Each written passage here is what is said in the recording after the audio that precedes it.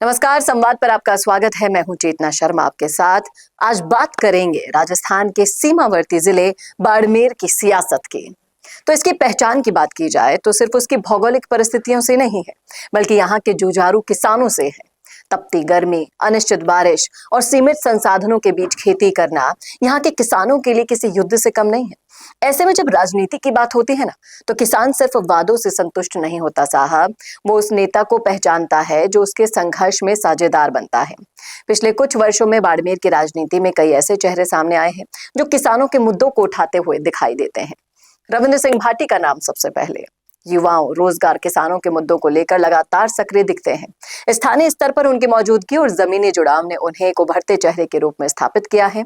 वो कई बार किसानों की समस्याओं को लेकर प्रशासन तक आवाज पहुंचाते हुए नजर आते ही हैं।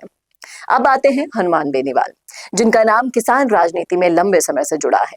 चाहे संसद हो या सड़क, उन्होंने कई मौकों पर किसानों के मुद्दों को जोरदार तरीके से उठाया है। किसान आंदोलनों में उनकी भागीदारी और मुखर बयानबाजी ने उन्हें एक मजबूत किसान नेता के रूप में पहचान दिलाई है। और केंद्रीय स्तर पर कैलाश चौधरी की भूमिका अहम रही है। कृषि राज्य मंत्री के रूप में उन्होंने कई योजनाओं और नीतियों को किसानों तक पहुंचाने का प्रयास किया। हालांकि जमीनी स्तर पर इन योजनाओं का कितना प्रभाव पड़ा, ये सवाल आज भी चर्चा का विषय बना रहता है। इसके अलावा उम्मेदाराम बेनीवाल भी क्षेत्रीय राजनीति में किसानों के मुद्दे को लेकर सक्रिय रहे हैं। स्थानीय समस्याओं जैसे कि सिंचाई, मुआवजा, फसल बीमा, इन सभी को लेकर उन्होंने कई बार प्रशासन और सरकार का ध्यान आकर्षित किया है। लेकिन इन सभी नामों के बीच सबसे बड़ा सवाल आज भी वही है, क्या किसान को सिर्फ मुद्दा बनाया जा रहा है या वास्तव में उसकी समस्या का समाधान भी किया जाता है। बाड़मेर का किसान आज भी कई चुनौतियों से जूझ रहा है।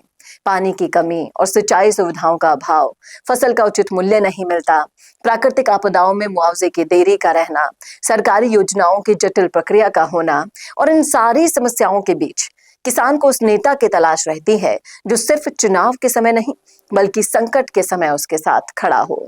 गाँव में अक्सर ये चर्चा सुनने को मिलती है कि नेता तो बहुत आते हैं, लेकिन मुश्किल वक्त पर साथ कौन देता है, वही असली नेता कहलाता है। राजनीतिक विश्लेषकों का भी मानना है कि अब ग्रामीण मतदाता पहले से कई ज्यादा जागरूक हो चुके हैं। वो सोशल मीडिया के भाषणों से प्रभावित जरूर होते हैं, लेकिन लास्ट डिसीजन अपने पर्सनल जो अनुभव होते हैं और जमीनी हकीकत होते हैं, उनको देख कर लेते हैं। बाड़मेर की राजनीति में किसान अब सिर्फ एक वोट बैंक नहीं रहा है, बल्कि वो एक निर्णायक शक्ति बन चुका है।